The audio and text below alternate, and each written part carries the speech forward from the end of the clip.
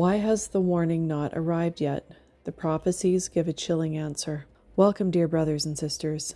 Today we see that Catholic seers and journalists repeatedly say that the warning is about to come, that it will happen at any moment, as if it were to appear out of nowhere like magic. But that is not what the great prophecies say. The most serious messages reveal that the warning will come when the world is on the verge of collapse, when Europe is in ruins, when everything seems lost, and that has not yet happened. Before the warning, a great war must break out. And where do we stand today? While powerful groups in Europe are betting on this war, the leaders of two great powers are trying to prevent it. Are we close to war?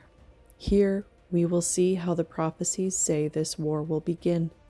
We want to remind you to subscribe to this channel by activating the notification bell. On the screen, you will see how to support our mission. Now, in 1914, the assassination of Archduke Franz Ferdinand in Sarajevo triggered World War I. A single bullet, a single man, and the world went up in flames. And now, several prophecies agree that something similar will happen again. An important figure will be assassinated, and that will be the trigger for a devastating war. A war that will not only change the political map of the world, but also will pave the way for the illumination of consciences. The Great Warning. Because this war is not just geopolitical, it will be spiritual. It will be a time of purification permitted by God to break the pride of nations and prepare souls to return to Him. Among the private revelations that speak of this, 3 stand out for their precision and consistency: Alois, Irlmaier, Marie-Julie Jahenny, and a Brazilian nun from the northeast. Alongside them, other complementary visions reinforce this same idea.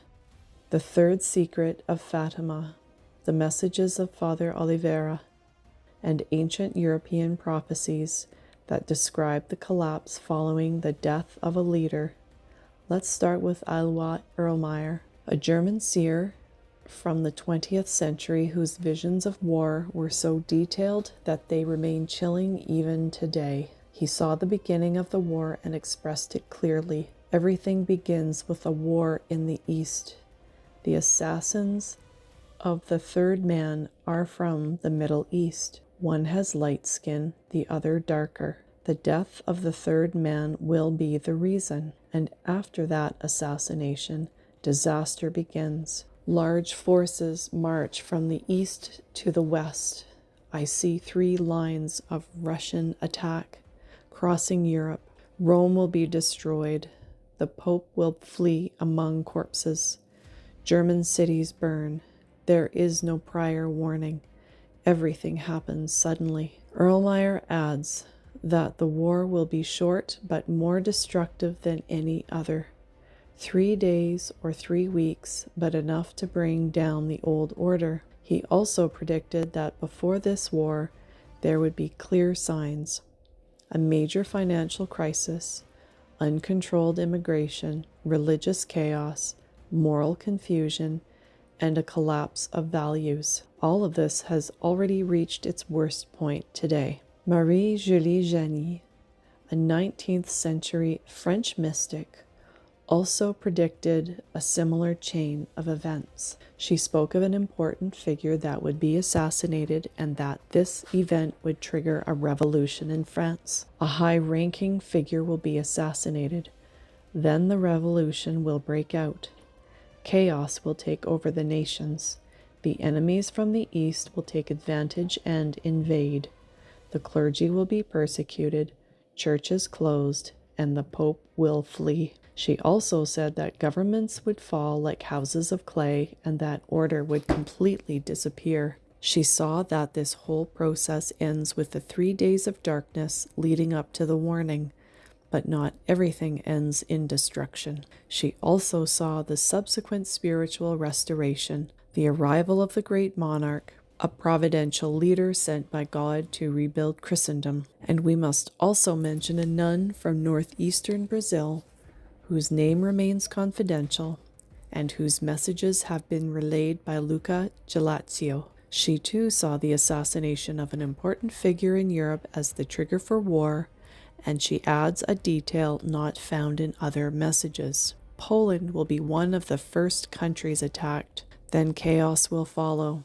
Civil war in France, an invasion from the east, and the collapse of Western Europe. Her visions align with the others, even though she lives on another continent. Moreover, other prophecies complement this picture. Father Oliveira in Brazil also warned about the sudden downfall of a European leader as a sign of the beginning of the time of judgment, and various ancient prophecies, such as those of Saint Hildegard of Bingen, Saint Malachi, Blessed Joachim of Fiore, the monk of Padua, and the so-called angelic pastor, warn that the disappearance of a leader will be the prelude to the destruction of nations. Everything fits together, everything points to the same conclusion. Meanwhile, what is happening on the political stage today in March 2025? Global peace is not maintained by treaties or diplomacy. It is barely held together by the negotiation between two men, Vladimir Putin and Donald Trump. Both are obstacles to the advancement of the globalist plan that promotes war and the New World Order. Putin has so far prevented total escalation. Although surrounded by NATO and pressured to invade more aggressively, he has not escalated the conflict despite having military superiority in Europe. And Trump, now back in the presidency, is the only major head of state who openly opposes this globalist agenda. He rejects war and seeks peace agreements.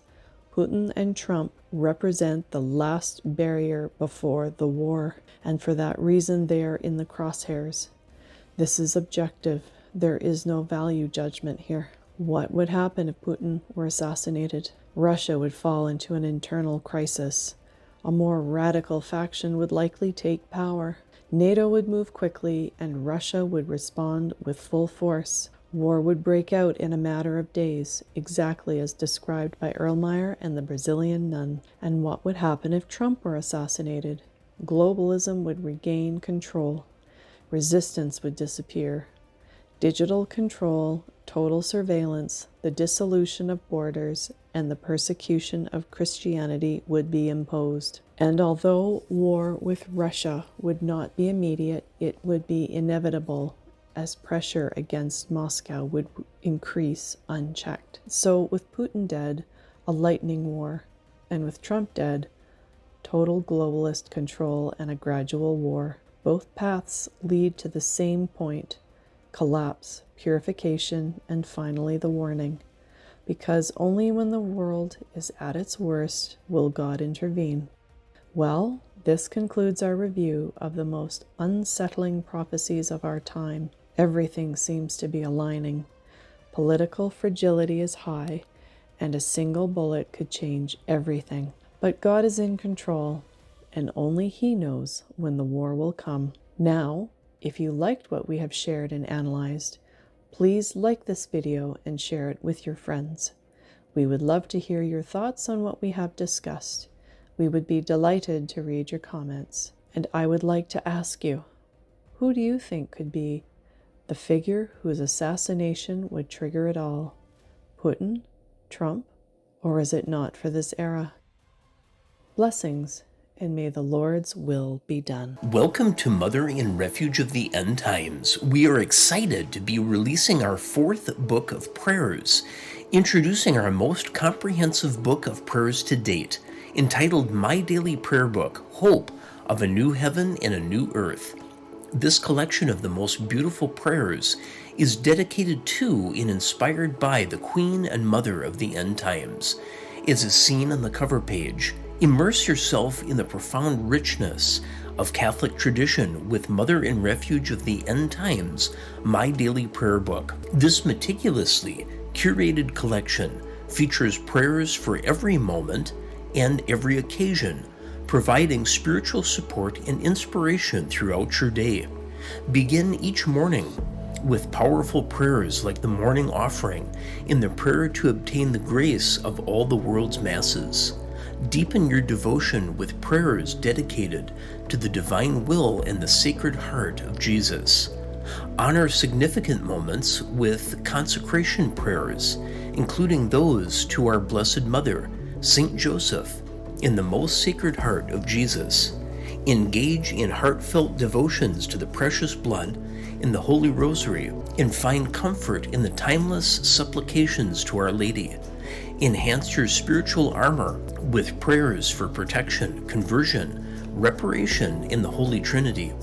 This comprehensive prayer book also includes special sections for confession, Mass, the Holy Souls, bedtime, and saint intercessions, ensuring you are spiritually fortified at all times. Perfect for personal devotion or as a thoughtful gift, this prayer book is your companion in faith, offering solace, strength, and a deeper connection with God. Enrich your spiritual journey today and embrace the power of prayer with Mother and Refuge of the End Times, My Daily Prayer Book. As always, we thank you so much for your support of this ministry, and may the Lord always shed His grace and love upon you.